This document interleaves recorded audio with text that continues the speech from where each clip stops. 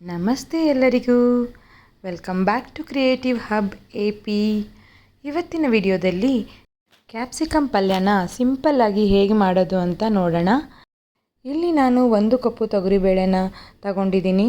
ಅದನ್ನು ಚೆನ್ನಾಗಿ 2-3 ಸತಿ ನೀರು ಹಾಕಿ ತೊಳ್ಕೊಳ್ಳೋಣ.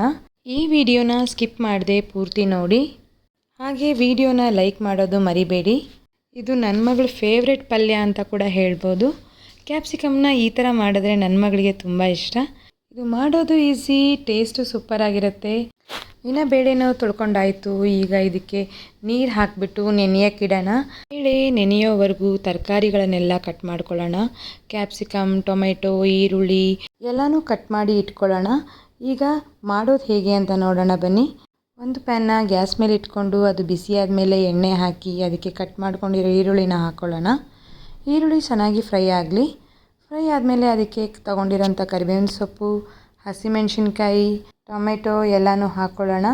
ಹಾಕ್ಕೊಂಡು ಸ್ವಲ್ಪ ಫ್ರೈ ಆದಮೇಲೆ ಅದಕ್ಕೆ ಉಪ್ಪನ್ನ ಸೇರಿಸಿ, ಅರಿಶಿನ ಪುಡಿನ ಸೇರಿಸಿ, ಹಾಗೆ ಗರಂ ಮಸಾಲ, ಅಚ್ಕಾರದ ಪುಡಿನ ಹಾಕ್ಕೊಳ್ಳೋಣ. ಹಾಗೆ ಅದನ್ನು ಚೆನ್ನಾಗಿ ಮಿಕ್ಸ್ ಮಾಡಿ ಮತ್ತು ಇದಕ್ಕೆ 1 ಟೀ ಸ್ಪೂನ್ ಧನಿಯಾ ಪುಡಿನ ಹಾಕ್ಕೊಳ್ಳೋಣ. ಚೆನ್ನಾಗಿ ಮಿಕ್ಸ್ ಮಾಡಿ ಹಾಕಿರೋ ಎಲ್ಲ ಪೌಡರು ಸ್ವಲ್ಪ ಫ್ರೈ ಆಗೋ ಥರ. ಈಗ ಇದಕ್ಕೆ ಕಟ್ ಮಾಡ್ಕೊಂಡಿರೋ ಕ್ಯಾಪ್ಸಿಕಮ್ನ ಆ್ಯಡ್ ಮಾಡ್ತಾಯಿದ್ದೀನಿ. ಕ್ಯಾಪ್ಸಿಕಮ್ನ ಹಾಕಿದ ಮೇಲೆ ಇದನ್ನು ಚೆನ್ನಾಗಿ ಫ್ರೈ ಮಾಡ್ಕೊಳ್ಳೋಣ. ಅದು ಎಣ್ಣೆಯಲ್ಲೇ ಸ್ವಲ್ಪ ಫ್ರೈ ಆಗಬೇಕು. ಈಗ ಇದಕ್ಕೆ ನೆನೆಸಿಟ್ಕೊಂಡಿರೋಂಥ ತೊಗರಿಬೇಳೆನ ಹಾಕ್ತಾಯಿದ್ದೀನಿ.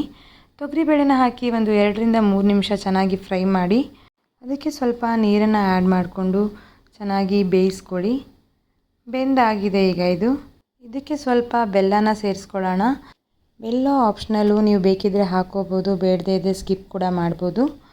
1 ಸ್ಪೂನು ಹುಚ್ಚೆಳ್ಳು ಪುಡಿನ ಹಾಕೋತಾ ಇದ್ದೀನಿ. ಇದನ್ನು 2-3 ನಿಮಿಷ ಚೆನ್ನಾಗಿ ಬೇಯಿಸಿದ್ರೆ ಕ್ಯಾಪ್ಸಿಕಮ್ ಪಲ್ಯ ರೆಡಿ.